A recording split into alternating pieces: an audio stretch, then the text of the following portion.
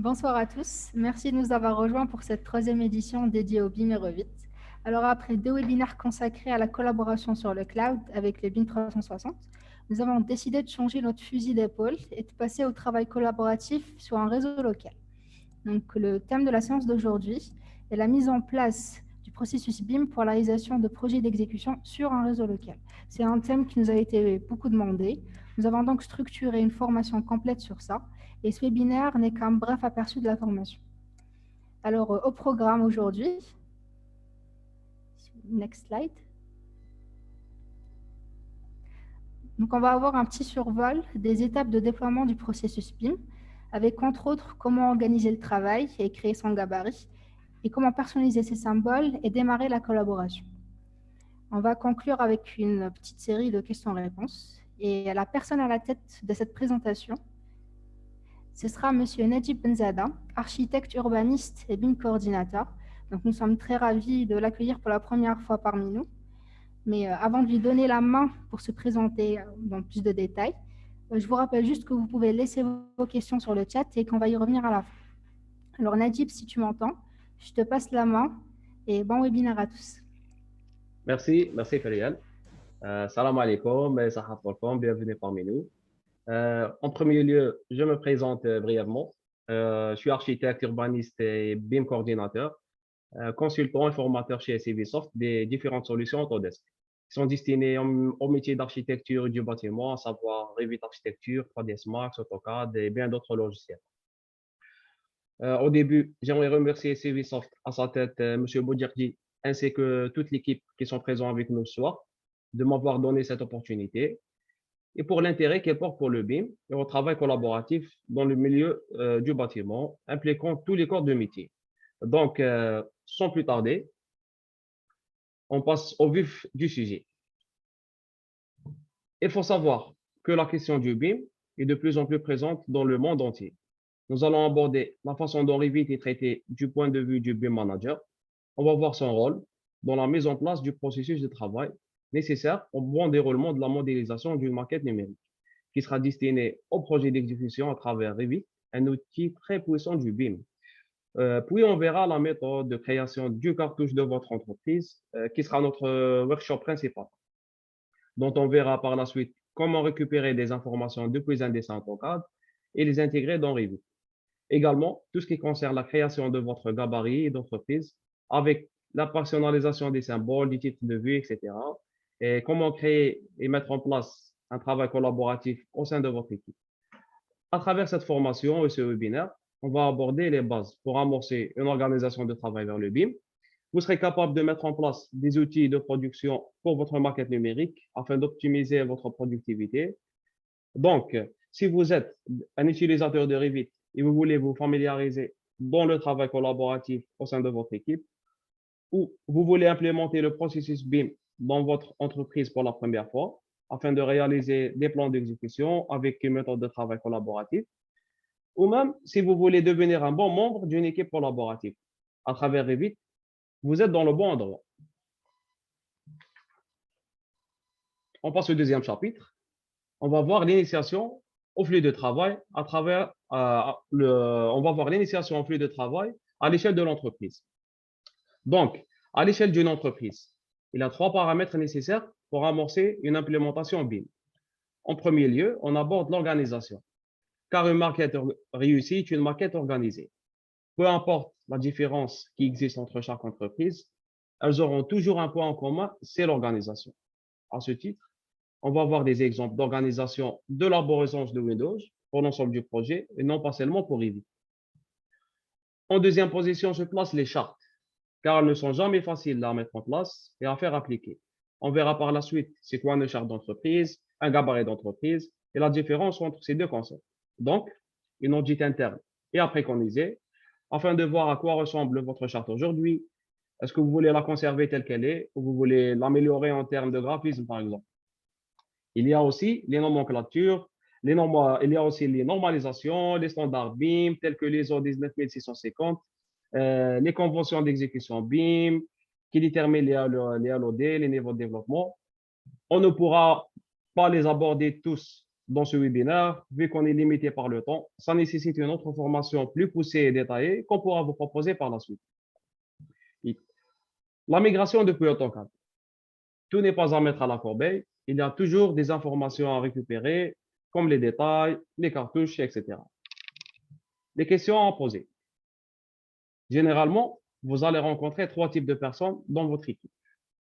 Celui qui connaît Revit, celui qui veut apprendre Revit et celui qui est contre Revit. Donc, il est important de savoir comment travailler avec eux et se mettre au niveau du moins fort, faire en sorte qu'ils s'entraident afin de pouvoir se tirer les uns vers le haut et donner un certain équilibre dans le processus de transition et d'apprentissage. Aussi, chose très importante, il faut chercher qui est votre champion, le mettre en avant pour qu'il devienne référent des questions d'ordre technique et développer les capacités de l'entreprise. Les démarches à suivre. L'idéal, c'est d'avancer étape par étape dans le processus de transition vers le BIM pour ne pas faire peur à toute l'équipe et aux collaborateurs et faire en sorte qu'ils restent motivés et intégrés. Deuxième point, la configuration du dossier Windows pour Revit. Il y a différentes façons de faire, mais dans l'ensemble, on retrouve à peu près les mêmes choses, les mêmes dossiers. Ceci est un exemple.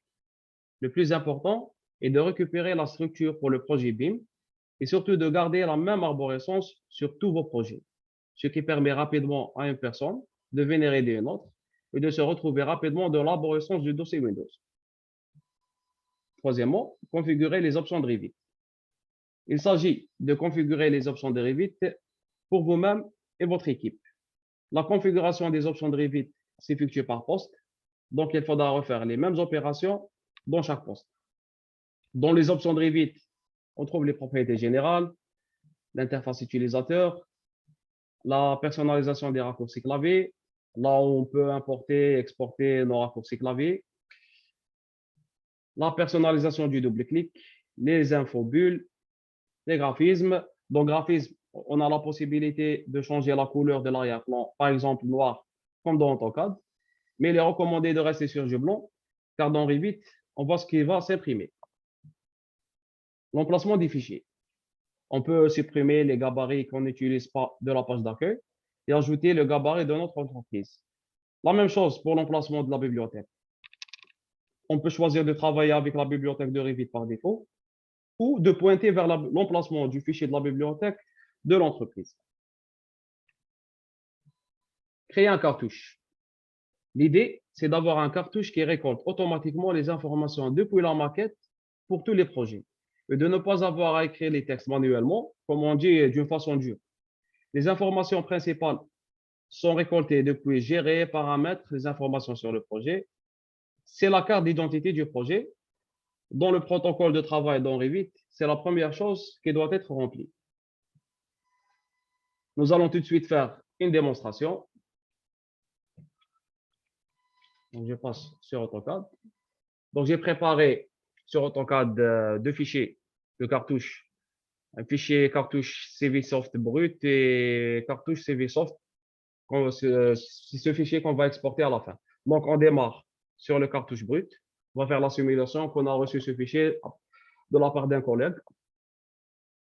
Donc, première chose à faire sur AutoCAD, c'est de vérifier les unités. Donc là, je suis en millimètres. Je vais rester en millimètres, je vais vous dire pourquoi. Parce que dans l'éditeur de famille de Revit, l'unité par défaut, c'est en millimètres. Donc, il est préférable de rester sur les mêmes unités. Deuxième chose à faire, je vérifie la distance et les dimensions du cartouche. Donc, 207 mm, c'est bon, je peux dire que je suis dans le A4. OK, 297, très bien, impeccable. Ensuite, il est préférable ou bien il est recommandé de supprimer tout ce qui est doublon parce qu'il y a des lignes superposées qu'on ne voit pas, mais avec la commande Overkill, je valide avec OK. Je vérifie la liste. Et vous voyez, 68 doublons ont été supprimés. Déjà, le fichier commence à s'alléger. Ensuite, on vérifie dans les calques. Regardez le tas de calques qui sont présents dans le fichier, mais qui ne sont pas tous utilisés. Non seulement les calques, mais il y a aussi des styles de code, de texte, des blocs. Donc, pour purger tout cela, avec la commande purger, tout purger, pour purger tous les éléments. Regardez bien, je vais vérifier la liste et tous ces éléments ont été purgés. Donc, c'est des calques, c'est des blocs qui ont été supprimés du dessin, mais pas du fichier. OK. Maintenant, si vous avez remarqué lors des exports et imports des fichiers AutoCAD vers d'autres logiciels, des fois, on se dit que le fichier n'a pas été bien importé ou il ne figure pas sur le dessin, alors qu'il est importé à 10 km du centre du dessin. Donc, pour remédier à cela, je vérifie l'emplacement du dessin par rapport au centre de l'espace dessin dans AutoCAD. Je dessine une ligne. Je donne les coordonnées 0, 0. Donc, vous voyez que le point 0, 0, il est là. Ce que je fais, je déplace mon cartouche et je le mets à peu près au point 0, 0. Donc, on a bien notre dessin au centre. Les calques, ils ont été purgés. Il a gardé que les calques qui sont présents dans le dessin. On ne va pas continuer avec ce fichier. Je vais le fermer. Et je vais ouvrir le cartouche CVSoft traité. Donc, j'ai donné une seule couleur aux lignes. J'ai gardé que les calques nécessaires. Voilà, def point ne s'imprime pas, le calque 0, les lignes et les textes. Très bien. Donc, on bascule maintenant sur Revit. Je fais fichier, nouveau, cartouche. Je démarre sur un gabarit métrique à 0. OK.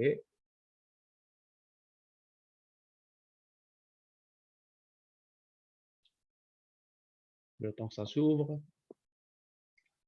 Déjà, on voit bien notre gabarit du cartouche à 0. On va insérer. Importer CAO. Je pointe sur l'emplacement du cartouche. Donc, exercice cartouche, DWG, cartouche, c'est ça. OK. Les unités, on a travaillé sur le millimètre. Donc, on reste sur le millimètre. Pour ce qui est des autres configurations, on peut laisser tel quel, origine à origine. Ici, c'est pas important, mais on peut faire manuel, mais on laisse origine à origine. Et on importe. La procédure d'importation n'a détecté aucun élément correct dans l'espace papier. Il va importer depuis l'espace modèle, oui, il n'y a pas de problème. J'enlève l'épingle pour pouvoir déplacer mon dessin. Et on le place. Très bien. Maintenant, on va convertir les lignes en lignes Revit pour pouvoir les gérer plus tard dans tout ce qui est style d'objet. Donc, on peut gérer toutes les lignes ici. Donc, ce que je vais faire, c'est de les classer dans la sous-catégorie cartouche. Donc, je sélectionne le tout. Avec le filtre, je garde que les lignes. OK. Et ces lignes, je vais les classer sous cartouche. Avant ça, bien sûr, j'ai oublié une étape. Il faut décomposer le dessin. Donc, décomposition totale. Et là, je peux récupérer toutes les lignes qui sont présentes. Ne rien sélectionner, les lignes. OK. Et là, j'ai la possibilité de les classer sur cartouche. Très bien. On a la possibilité aussi d'effectuer d'autres réglages. Par exemple, si je décide de donner une certaine épaisseur à ces lignes pour qu'ils s'affichent en lignes épaisses, je peux choisir et je dis que voilà, je veux des lignes épaisses ici. Donc, vous voyez la différence. Aussi, on peut scinder. On peut choisir de scinder ici, comme ça. Et donner cette couleur ici, comme ça. Je copie les propriétés. Donc, c'est tout à fait personnalisable. Ce qu'on va faire maintenant, c'est que je ferme cette famille sans l'enregistrer et j'ouvre directement la famille que j'ai préparée. Donc, fichier ouvrir, famille, et je pointe sur la famille de poste. Exercice cartouche, cartouche c'est ça. Okay.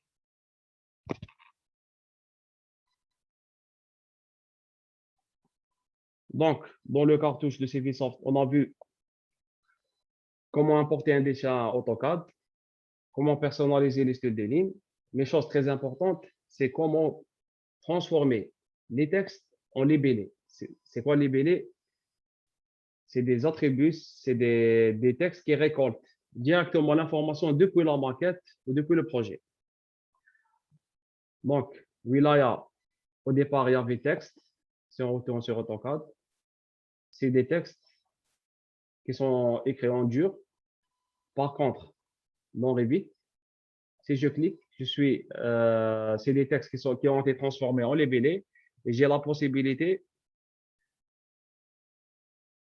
de les modifier. On va voir. Donc, je supprime tout ce qui est texte, maître d'ouvrage, adresse du projet, étudié par, dessiné par. On supprime tous les textes et on va les remplacer par des libellés. La date du projet, numéro de la planche, etc. OK. Donc, on va donc créer libellé. Je clique. Je fais entrer la première adresse du projet. Je valide. OK, l'adresse du projet elle est là. Je la place. Je peux juste avec CTRL glisser faire la même chose pour les autres. Donc, maître d'ouvrage, la même chose. On va donc créer libellé. Je clique. Je mets normalement nom du client. Voilà, très bien. On valide. La même chose. On peut même changer la hauteur du texte. Nom du projet. Je supprime. Je glisse. Je fais modifier libellé. J'enlève le nom du client. Et je mets nom du projet. Nom du projet, voilà. Okay. Et de la même manière. Donc, normalement, j'ai préparé un cartouche qui est à récolter. J'ai préparé tous les libellés à l'avance. Faute de temps, on ne va pas continuer sur ce fichier. Je vais le fermer et je vais ouvrir directement une famille préparée. Cartouche CVSoft. Okay.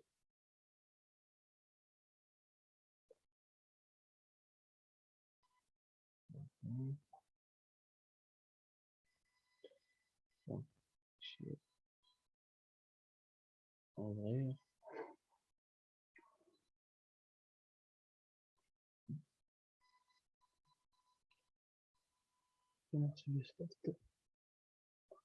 Exercice cartouche.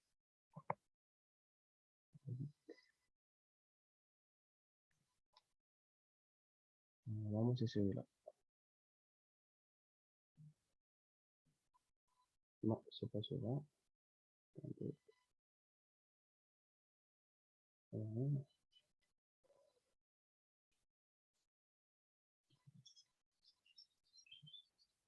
Donc, je vous rappelle, je suis en train de pointer vers la famille que j'ai déjà créée.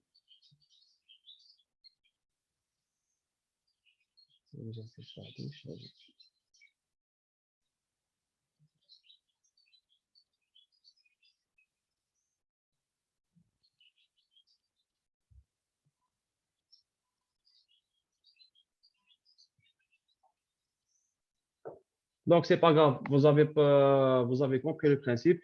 C'est de supprimer tous les textes et de les remplacer avec des libellés. Comme ça, on aura une façon BIM de récolter les informations depuis la maquette. Donc, ce qu'on va faire, je vais créer quelques libellés. Je ne vais pas les créer tous pour voir juste la force et la puissance d'un libellé, comment il récolte des informations depuis le projet. Okay. Donc, pour l'adresse, je vais copier l'adresse. le nom du client, je vais modifier les délais.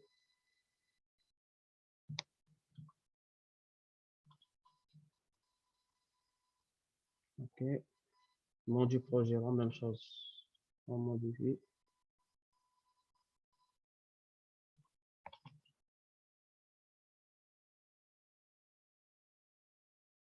OK. Donc, dessiné par, je vais rajouter. Modifier les délais. Donc, le premier, c'est étudié par. Donc, voilà, ce qu'il y a étudié par. S'il n'y a pas étudié par, je vais faire l'auteur, sinon. Approuvé. Déjà, approuvé par. On l'a mis ici, validé par, c'est la validation. La vérification, dessiné par et étudié par. On va modifier après. Vérification, vérifié par, ok. Dessiné par, je modifie. Voilà, dessiné par, ok. Étudié par, je peux modifier et mettre l'auteur, par exemple. Voilà. Ok. Donc, l'échelle. On rajoute l'échelle, modifier le délai. J'enlève. Très bien. La date et numéro de planche. Donc, on vient de recréer les labels 0. Et vous allez voir par la suite, une fois que on insère le cartouche dans le projet, comment elle va raconter les informations du projet. Donc, date. Allez, date fin du projet, OK. Et ici, numéro de feuille. Voilà. Numéro de la feuille. Et on le met là. Très bien, ça marche. Bon, nom de la feuille. Nom de la feuille, nom de la feuille. Ici, on va pas faire le nom. Si, on va regarder le nom de la feuille, nom du projet. Voilà. C'est bon. On valide. On enregistre la famille. Voulez-vous spécifier un fichier de sauvegarde sur le oui. Voulez-vous le remplacer? Oui. OK. On va ouvrir un nouveau projet Revit. Gabarit architectural. OK. Comme on a dit au début, première chose à faire quand on ouvre un fichier Revit, c'est de renseigner les informations du projet. Donc, on va sur Gérer, Informations sur le projet. Et là, on commence à remplir les informations. Donc, date de la fin du projet, on va faire au pif le mai 2021. État du projet, on peut faire dans un PD. Le client,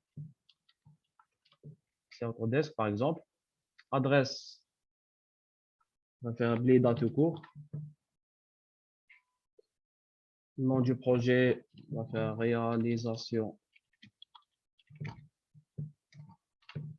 d'un hôtel 5.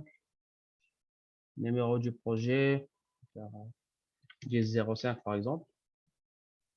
On valide. OK. Maintenant, on va créer une nouvelle feuille.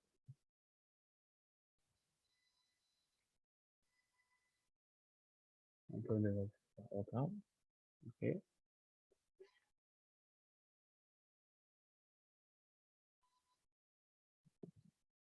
La famille qu'on a créée, on va la charger maintenant dans le projet. Donc, charger dans le projet. Elle va récupérer le cartouche. Et regardez bien, déjà, elle a commencé à récupérer les informations. Elle a récupéré l'adresse, le maître d'ouvrage, le nom du projet, et elle a récupéré la date. Pour le reste, elle n'a pas récupéré toutes les informations parce que c'est des informations qui sont liées à la feuille elle-même. Donc, si je retourne à la feuille, je clique à la feuille, regardez, on a des informations ici. Par exemple, approuvé par, je vais faire Najib, je copie, concepteur, la même chose. Donc, regardez bien. Moi, je fais rentrer les informations et en même temps, automatiquement Revit, le cartouche, il récupère ces informations. Vérificateur.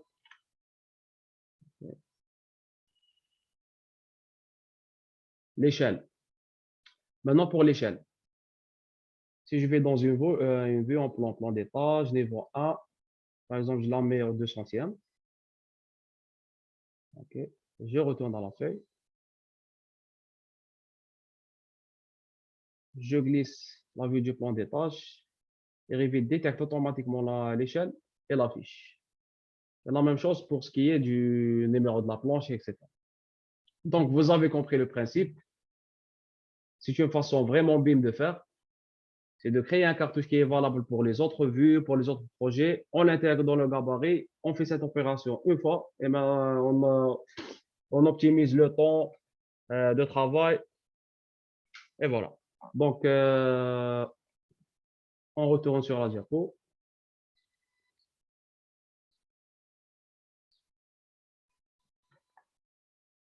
Donc, petit rappel, dans l'organisation du processus de travail, nous avons vu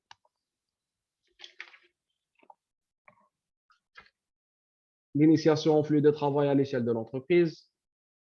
On a vu comment configurer le dossier Windows pour Revit. On a vu la configuration des options de Revit. On a créé un cartouche. Maintenant, on va voir comment insérer une nomenclature de révision. On peut créer des révisions par projet, c'est un compte déposé tout le projet, ou par feuille, c'est un compte déposé fait par feuille. Sixième point, créer un cartouche pour la page de garde. Généralement, on juge un livre depuis sa couverture. C'est pour cela qu'il est important de créer une page de garde pour nos feuilles. Créer des paramètres partagés.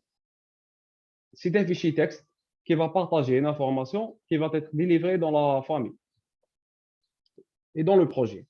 Il est recommandé d'avoir un fichier texte pour l'agence. On aura recours aux paramètres partagés si on ne trouve pas le titre qui nous convient dans la liste des paramètres par défaut. Par exemple, la liste des libellés, on va devoir créer des paramètres partagés. Pour le faire, on va dans l'onglet Gérer, paramètres, paramètres partagés.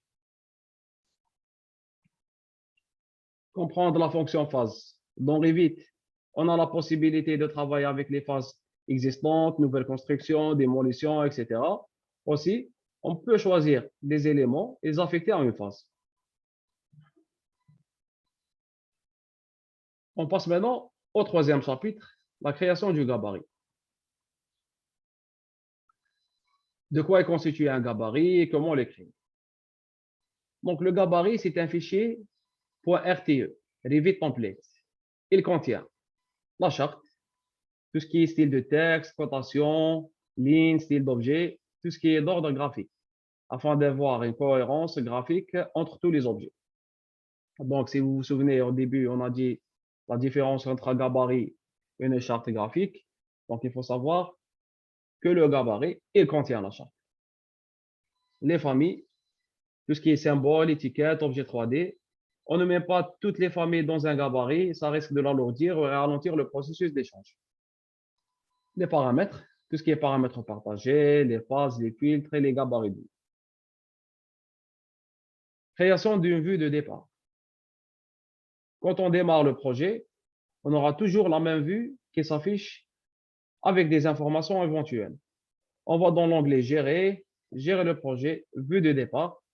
On a la possibilité de choisir la vue qui s'affichera au démarrage du projet. Troisième point, configurer l'arborescence du projet. On a la possibilité d'organiser de manière différente les vues du projet et également les feuilles. Pour le faire, on clique droit sur l'arborescence du projet. On aura la possibilité d'arranger les vues soit par discipline, par phase, etc. On verra plus en détail toutes ces étapes lors de la formation. Créer un gabarit de vue. Étant donné que nous avons beaucoup de choix pour configurer l'affichage de nos vues, nous devons établir certaines règles. c'est de choisir quel affichage nous devrions utiliser pour verrouiller nos modèles. Pour cela, on va dans l'onglet Vue, Graphisme, Gabarit de vue. Configurer les styles de texte.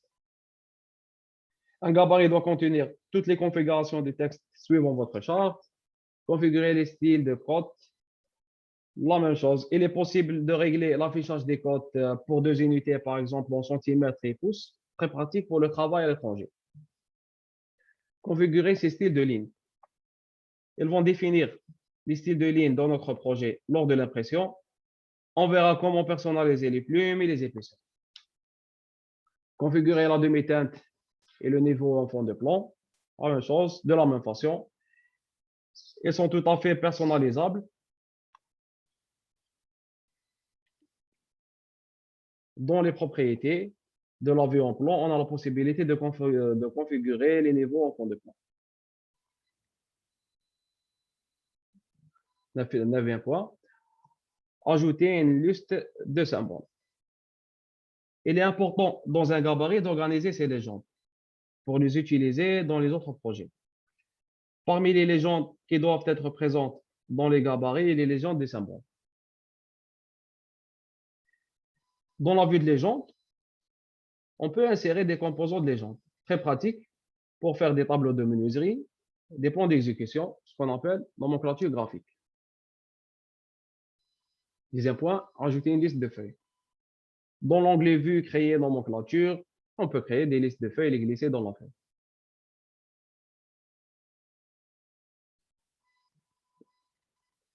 Donc, nous avons vu dans le chapitre précédent de quoi est constitué un gabarit, comment le créer. Nous allons passer maintenant au 4e chapitre. On va voir comment mettre en place ces annotations. Premièrement, personnaliser le symbole de vue de détail.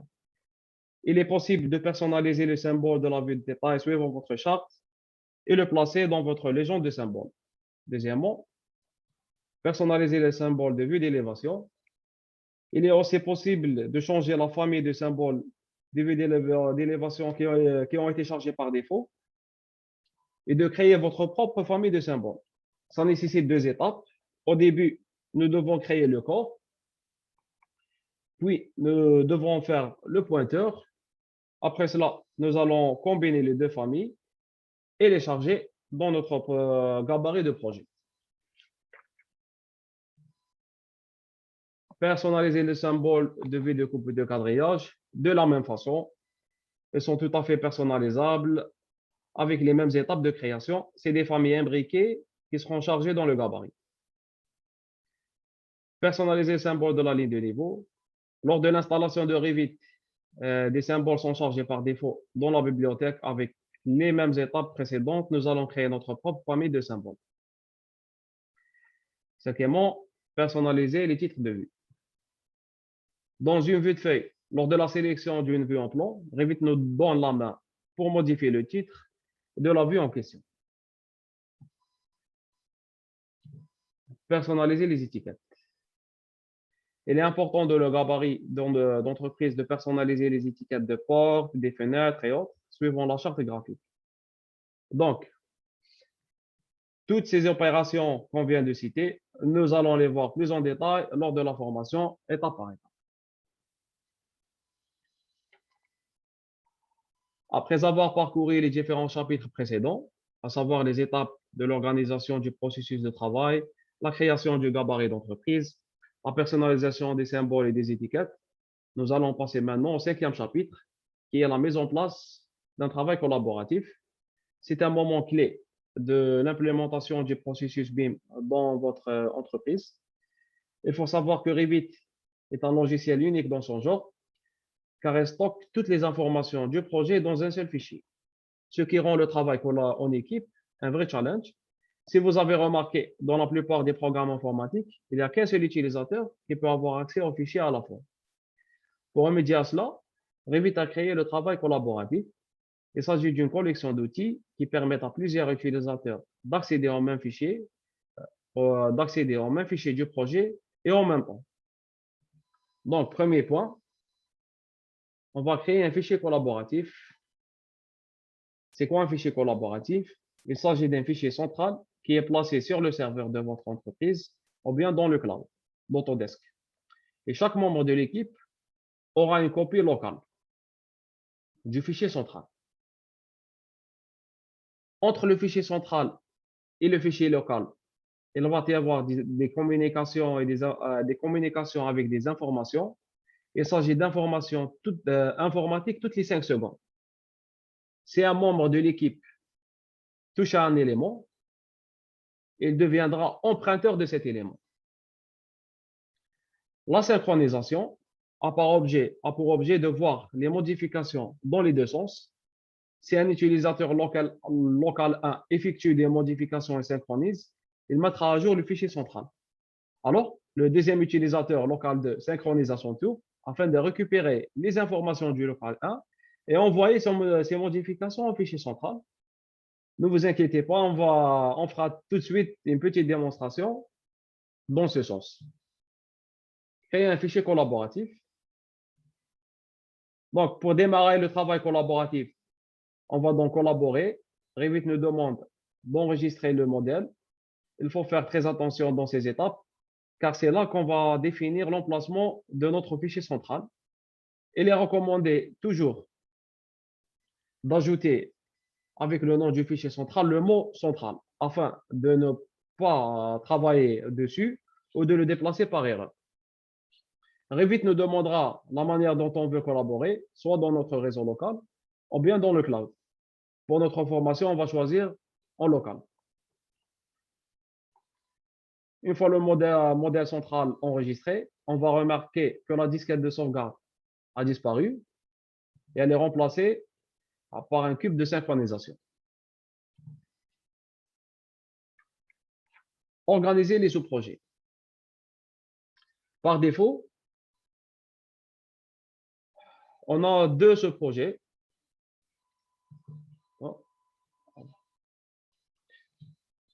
Donc,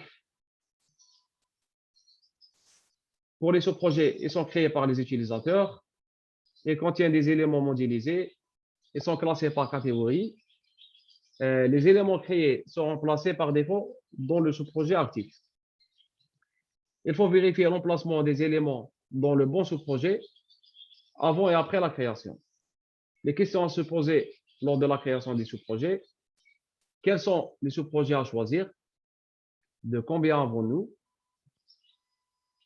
De combien avons-nous besoin? Comment les nommer? Pourquoi vont-ils être utilisés? Donc, par défaut, on a 2 sous-projets, niveau de quadrillage et sous-projet 1 qui rassemble l'ensemble des géométries. L'organisation des sous-projets diffère d'agence en agence. Il y en a ceux qui les classent par catégorie d'objets, comme les calques, soit par discipline, soit par équipe, soit en fonction des zones.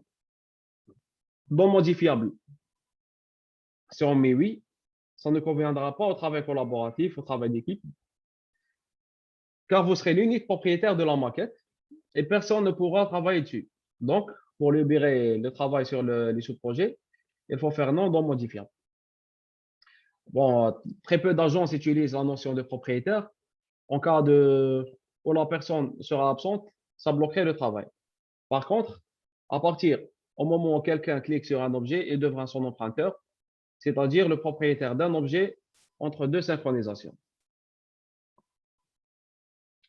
Le travail sur le fichier central. Dans les anciennes versions de Revit, il ne faut jamais cliquer sur les aperçus de la page d'accueil pour l'ouvrir.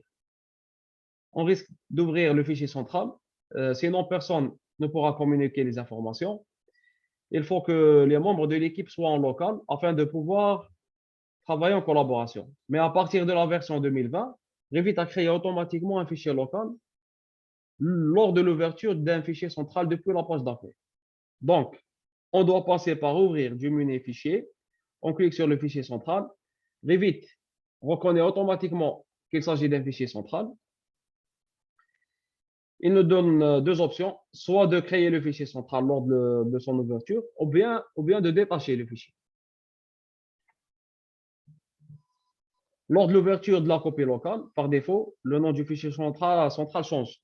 Revit lui attribue le nom de l'utilisateur. Donc, il faut bien retenir dans la tête que le seul moment où on doit se retrouver dans le fichier central est lors de sa création ou de sa configuration. Par la suite, il ne faudra jamais rentrer dans le fichier central. Donc, petit récap sur le travail sur le fichier central. On ne travaille pas sur un fichier central. On utilise un fichier local.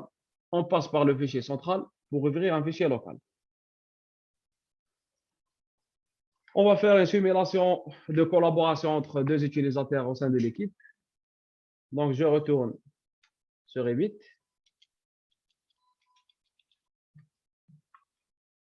Donc, je ferme toutes ces familles.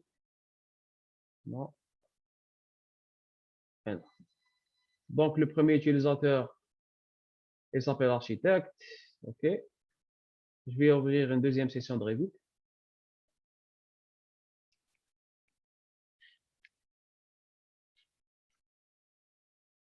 Et on va faire la simulation qu'il s'agit de l'ingénieur.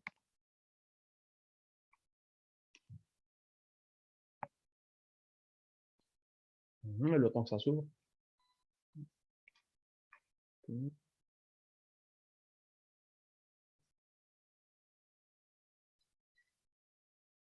Donc, je vais fermer AutoCAD parce que j'en ai pas besoin. Okay. Bien. Donc, j'ai deux sessions de Revit. Le premier, c'est l'architecte.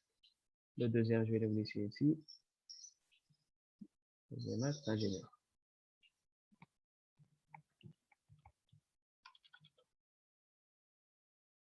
OK. On va ouvrir le fichier central. Donc, fichier, ouvrir, projet. Fichier, ouvrir, projet. OK. Donc, je clique sur un fichier central, projet d'hôtel, par exemple. Déjà, vous voyez que Revit a tout de suite reconnu qu'il s'agit d'un fichier central. Il me demande d'ouvrir une copie locale. Je valide. Il n'y a pas de problème, je remplace.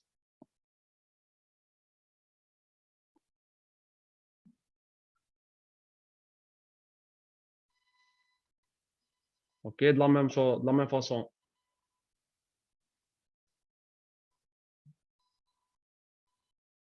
Pour l'ingénieur, je vais ouvrir le même fichier. Donc, pattern, OK, ouvrir copie locale, remplacer la version existante.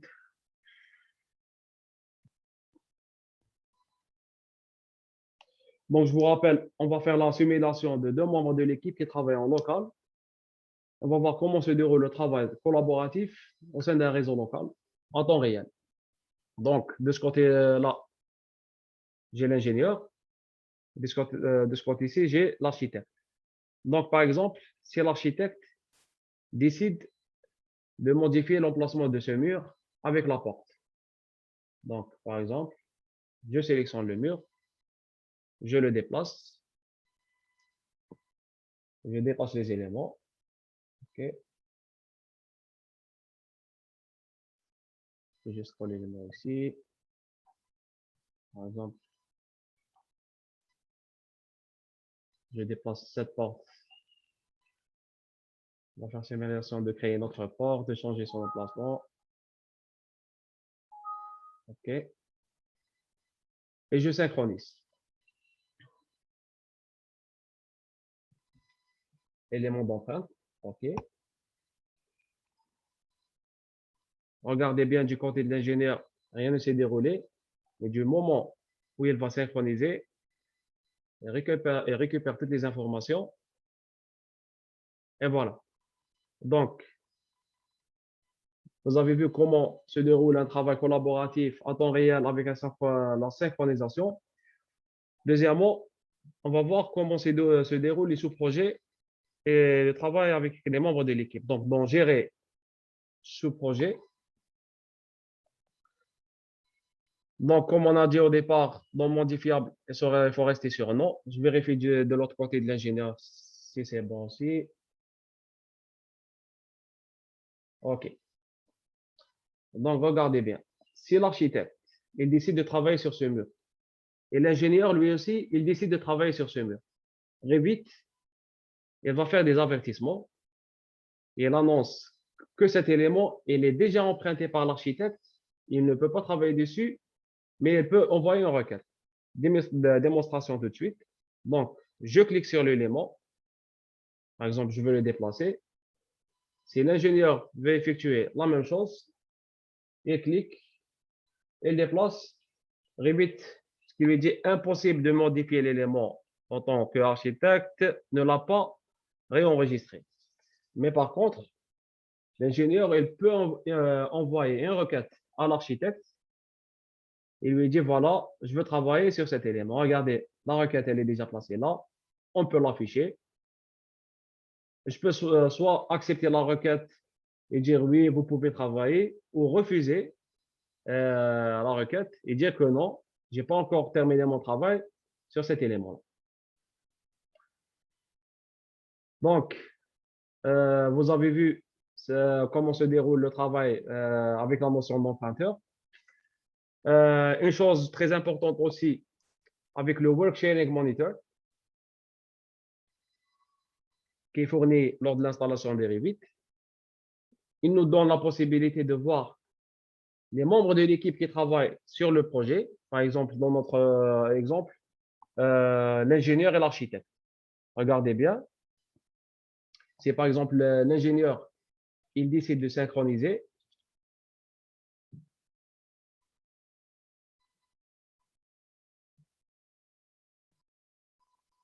on voit en temps réel qui est en train de synchroniser. Par exemple, si le BIM manager ou le BIM coordinateur décide de faire un entretien sur quelques fichiers, elle demande à toute l'équipe de synchroniser leur travail, de fermer et de sortir pour pouvoir accéder au fichier central. Donc, à l'aide du Worksharing Monitor, on peut voir qui se trouve encore dans le fichier central via le fichier local, de demander à toute l'équipe, soit par mail, par téléphone ou contact direct, d'enregistrer et sortir du fichier central. Donc voilà, vous avez vu comment se déroule un travail collaboratif au sein d'un réseau local.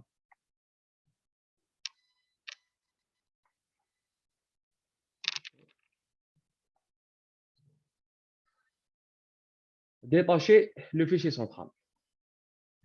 Nous avons vu précédemment comment ouvrir une copie locale du fichier central. Nous allons voir maintenant la possibilité de détacher le fichier central. On sélectionne le fichier central et avant de l'ouvrir, on coche détacher le fichier central. Dans quelle situation on utilise cette option? Si le fichier central s'est déplacé dans le fichier et on doit le recréer, si on a besoin de l'envoyer, si on reçoit un fichier central, on doit l'enregistrer sur notre réseau. Avant tout déplacement du fichier central, il faut vérifier que tout le monde est synchronisé son fichier local. Sinon, à partir du moment où le fichier central est déplacé, tous les liens seront rompus et ne peuvent être recréés. Donc, comme on a vu dans notre démonstration, pour bien gérer l'équipe, on utilise le Work Sharing Monitor fourni avec Revit lors de l'installation. Gérer la maintenance du fichier central. On entend par maintenance la gestion des historiques, des fichiers dans un fichier central. Dans les fichiers ordinaires de Revit, on peut gérer le nombre de copies de sauvegarde qui viendront s'incrémenter dans le dossier source du projet. Par contre, dans le travail collaboratif, si on synchronise, il n'y a plus moyen de revenir en arrière avec les CTRL Z. Mais on a la possibilité d'afficher l'historique du fichier central ou de notre fichier local.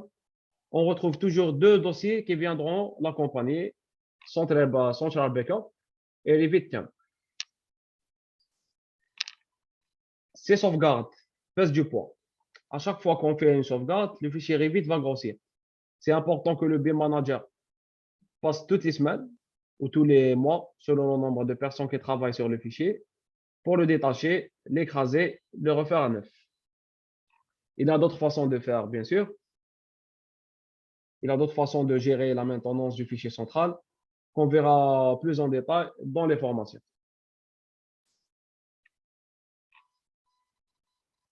Donc, petite conclusion sur le travail collaboratif. Les règles à respecter. Ne jamais travailler sur un fichier central. Règle numéro 2, se référer à la règle numéro 1. Alors, ne jamais travailler sur un fichier central. Créer un fichier local à chaque fois que vous lancez Revit. Emprunter les éléments, comme on a vu dans la démonstration. Synchroniser avec le fichier central régulièrement. Astuce pour la gestion du travail collaboratif.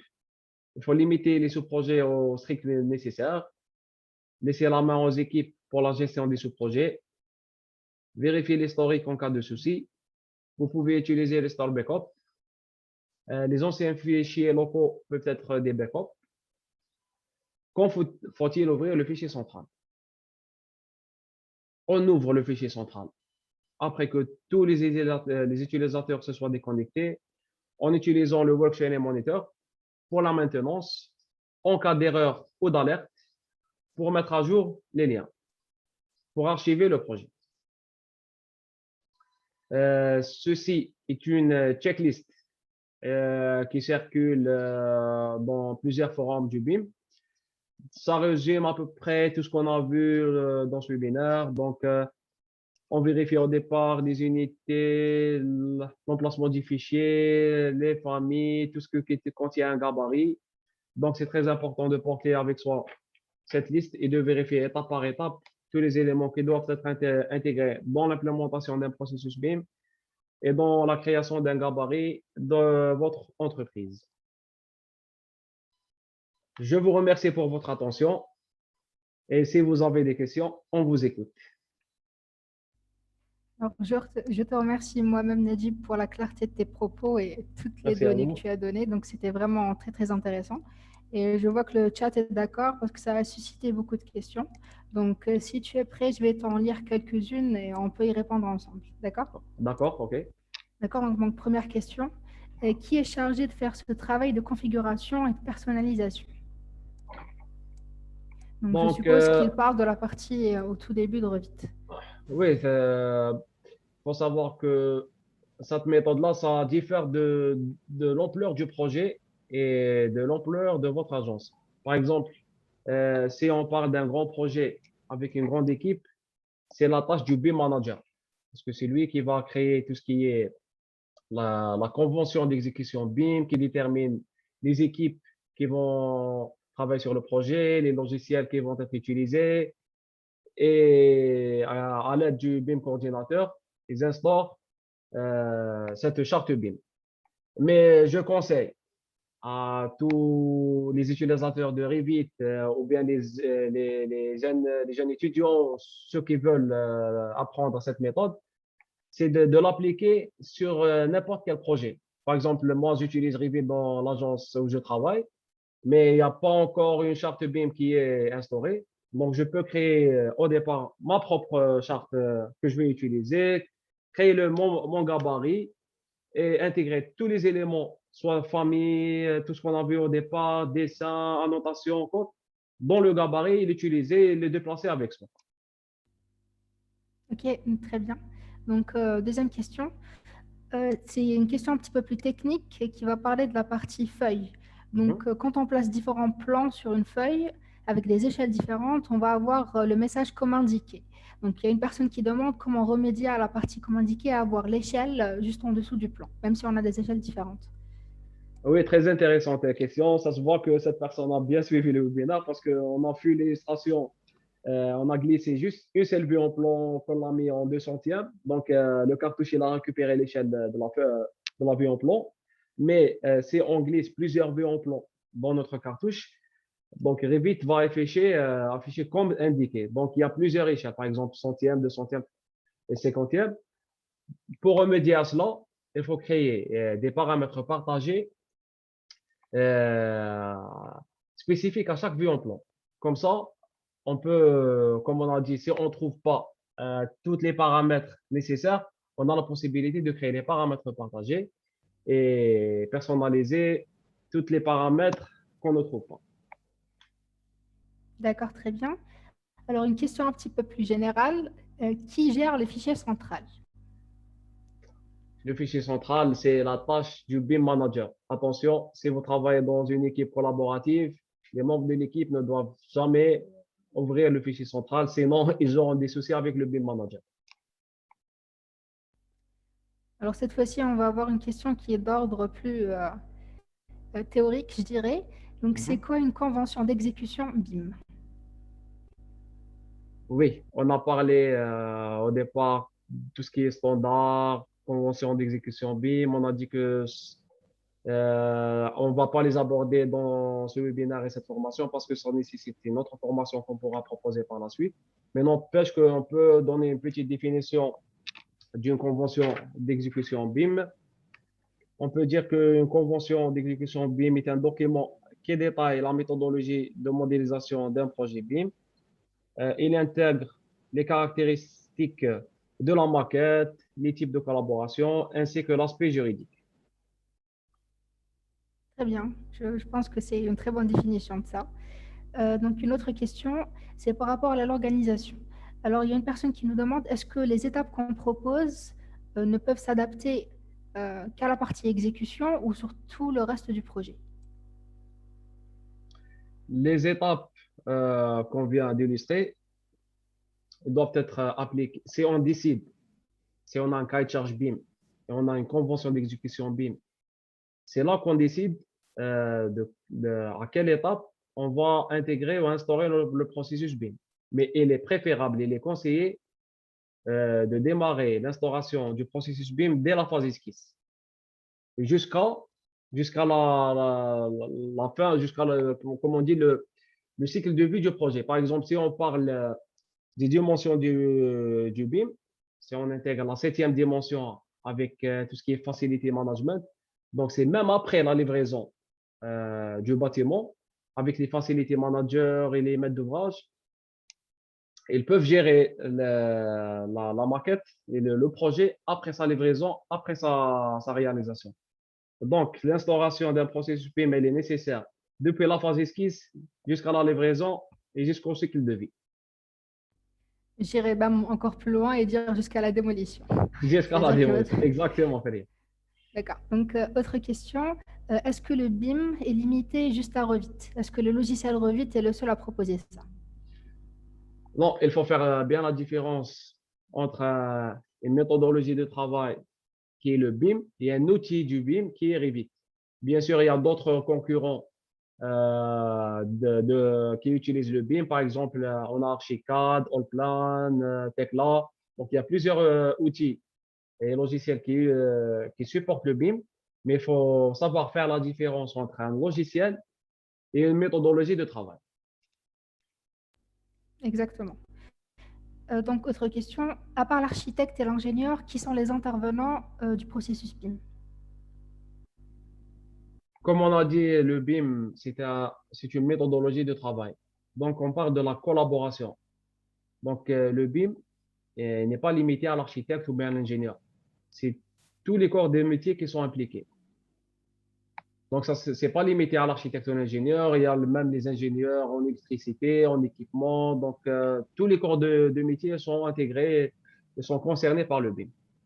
Donc, justement, ça nous mène directement à l'autre question qui dit comment est-ce qu'on peut travailler sur un projet BIM électrique, enfin OK. du volet électrique. Oui.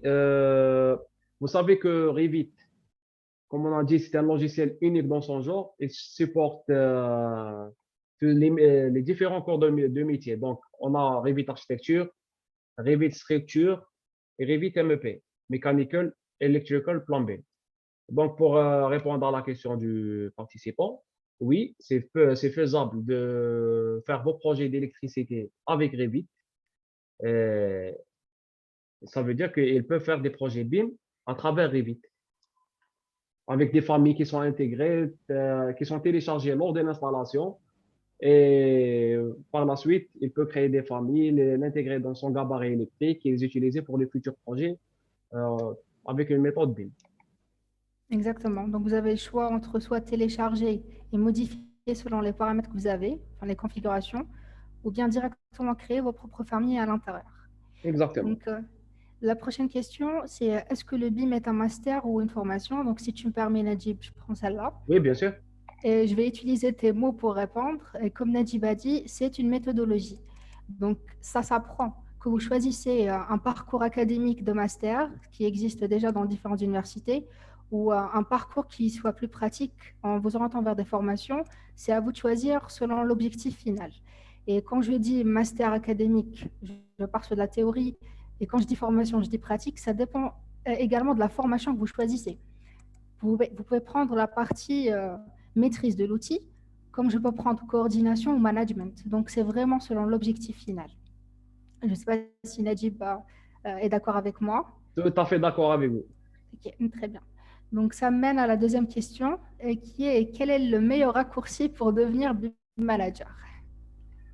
Non, je dis qu'il n'y a pas de raccourci, c'est étape par étape. Donc, c'est des marches, des escaliers à franchir. Donc, il faut déjà savoir faire la différence entre une modélisation pour un concours d'architecture ou juste pour faire une illustration 3D, une modélisation pour le BIM. Parce que dans plusieurs agences d'architecture, on trouve des architectes faire des poteaux avec l'élément mur. Dans le rendu 3D, ça donne le même résultat. Mais quand on parle de quantitatif et d'une maquette BIM, c'est tout à fait, ça fausse la lecture, ça fausse les quantités. Donc, il faut faire la différence entre la modélisation. Il faut bien savoir modéliser pour le BIM. Et puis, il faut savoir comment faire la coordination entre les différents corps de métier, faire la détection des conflits, et intégrer tout ce qui est 4D avec le planning, avec la 5D, les coûts. Donc, il faut avoir toutes ces notions. On peut passer au BIM Manager. Comme ça, on peut instaurer un processus BIM pour notre agence ou pour plusieurs agences. Donc, c'est vraiment, je dis il faut être patient. Je dis patience, patience, il faut avancer étape par étape. Exactement, il ne faut pas brûler les étapes. Il n'y a pas de raccourci dans ce cas-ci. Exact. Donc, on va avoir une autre question. Donc, comment mettre en place une équipe BIM dans un bureau d'études? Donc, je suppose que si vous posez cette question, c'est que vous êtes déjà actif dans cette partie-là. Et changer de méthodologie peut être effrayant au début. Mais il faut juste se dire que selon la manière dont vous travaillez, vous allez avoir différentes, je ne vais pas dire astuces, mais ce qu'on préconise, nous, c'est d'établir une cellule BIM. C'est-à-dire qu'on ne va pas arrêter la méthodologie déjà mise en place. On va juste créer une alternative en simultané. Ah, Donc, ça. on peut sélectionner peut-être un architecte, un ingénieur en équipement qui vont, eux, représenter la cellule BIM, prendre en charge un petit projet, pendant que l'autre équipe continue de travailler avec la méthodologie classique pour ne pas faire rupture. Il faut toujours avoir une transition entre les deux. Voilà, Une c'est fois pas que une la transition cellule brutale. BIM, exactement, il faut que ce soit, il y a un amortissage entre les deux. Donc, une fois que la cellule BIM est rodée, vous pouvez la compléter. Donc, ça va se transmettre de manière virale. Ce n'est pas un changement brusque, il faut que ça se fasse étape à étape. Donc, une fois que la cellule BIM est rodée et puisse prendre en charge un projet en entier, vous avez soit le choix de faire basculer tout le monde, soit de le faire partie par partie. Donc, intégrer le reste de l'équipe un à un dans votre cellule. En fait, c'est ce qu'on préconise nous-mêmes. Donc, autre question, et qui est dans la continuité de celle-là. Donc, il y a une personne qui nous dit qu'il y a un manque au niveau des formations pour l'ingénierie civile dans le processus PIM. Donc, nous, on propose ça. Dans la partie Revit, on l'a dispatché en trois. C'est-à-dire que la partie architecturale, la partie structurelle et la partie MEP. Donc, dans la partie structurelle, on va prendre en charge la modélisation, que ce soit des projets en béton armé ou des projets en charpente métallique, ainsi que leur passage vers des outils de calcul, ce qui est primordial. Donc, quand on parle du BIM, on ne parle pas juste de modèle, c'est des informations qui sont données à l'intérieur. Donc, si je prends l'exemple d'un projet de structure, on est obligé de le calculer. Donc, comment faire la transition entre un outil de calcul et le réenvoyer ensuite vers un outil de modélisation? C'est un petit peu ça ce qu'on propose à travers la formation en vie de structure. Ok, donc une autre question. Je pense que celle-là, c'est dédié à Najib. Peut-on basculer de Revit à AutoCAD et quelles sont les démarches à suivre? Oui, excellente question. Parce qu'on a vu comment basculer on a fait la migration depuis AutoCAD vers Revit. Mais ce qui est intéressant à savoir, c'est comment faire le contraire. Comment basculer de Revit à AutoCAD. Donc oui, c'est tout à fait faisable. C'est juste qu'il faut faire des réglages, des pré-réglages, quelques normes ISO à intégrer, à respecter. Je sais qu'il y a plusieurs ingénieurs ou architectes qui exportent les fichiers les WG depuis Revit avec le format brut. Et une fois ils ouvrent le fichier AutoCAD, ils sont surpris avec des couleurs différentes, des styles de lignes non respectés, une absence d'une charte graphique. Donc, oui, c'est tout à fait configurable dans Revit. On fait nos configurations, on les enregistre une fois. Pour les prochaines utilisations, elle est déjà préconfigurée. On l'intègre dans notre gabarit. Et voilà, c'est tout à fait faisable et configurable. Très bien. Donc là, c'est une question qui est plus dédiée à ce qu'on est en train de lancer comme nouvelle formation, surtout par Mhm. rapport à Revit. Donc il y a une personne qui nous demande, est-ce qu'on doit commencer par la partie Revit exécution ou est-ce qu'on passe par la partie paramétrage avancé d'abord? Moi, de ma part, je recommande à cette personne déjà. Est-ce qu'elle a fait déjà une formation sur Revit? Est-ce qu'elle a des prérequis sur Revit? Si oui, elle a déjà des prérequis sur Revit, elle connaît le logiciel et les fondamentaux, il est préférable de basculer vers les paramètres avancés parce que on est amené à créer nos propres paramètres partagés, par exemple, on a vu dans la présentation. Donc, il est recommandé de bien maîtriser tout ce qui est paramètres, puis de basculer vers tout ce qui est implémentation d'un processus et tout ce qui est exécution. Je suis tout à fait d'accord. C'est-à-dire que c'est un enchaînement. Vous devez avoir des bases par rapport au paramétrage pour pouvoir réaliser des plans plus facilement, plus rapidement. Donc, avant-dernière question, je pense qu'elle vient d'un ingénieur parce qu'elle concerne la partie modèle analytique. Donc, c'est quoi un modèle analytique et comment exploiter les bases de données dans une maquette numérique? Oui, sûrement c'est un ingénieur parce que on n'a pas parlé du modèle analytique, mais vous savez que Revit, avec son module structure, par exemple, si on fait la modélisation d'une maquette 3D béton armé, on a la possibilité d'afficher dans les filtres de vue le modèle analytique, à afficher les nœuds, mais il faut savoir que Revit ne fait pas le calcul. Donc, une fois notre modélisation terminée, on exporte notre modèle soit en format IFC, soit dans un module directement intégré lors de l'installation d'un logiciel qui fait le calcul, par exemple Autodesk Robot, Structure Analysis. Donc, normalement, c'est à partir de la version 2019. Dès qu'on installe Robot, un module d'export et d'import est ajouté à Revit. Comme ça, on peut terminer la modélisation et l'exporter directement à Robot pour faire l'analyse. Exactement, vous avez même la possibilité sur Revit de placer vos charges et de faire une première vérification par rapport aux descentes de charges. Donc, il est déjà complet au moins de cette partie-là. Ensuite, vous allez pouvoir envoyer directement le modèle vers Robot ou un autre outil. Donc, je pense que nous avons fait le tour. Il y a encore plein d'autres questions, mais en termes de temps, on est un petit peu limité.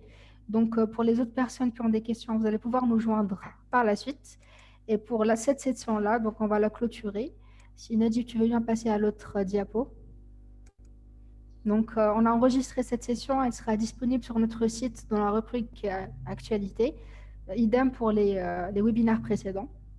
Et si vous souhaitez nous envoyer vos questions, prochaine diapo, s'il te plaît. Vous allez pouvoir le faire directement sur notre adresse mail qui est affichée ou bien par le site en remplissant une petite demande. Donc, je vous remercie pour votre temps. Je te remercie encore une fois, Nadji, pour la participation. Merci à vous. Je remercie tous les participants et je profite de l'occasion pour dire bonne fête à tous les travailleurs. Merci. Donc, merci à tous. Excellente fin de soirée et à bientôt. Merci, à bientôt.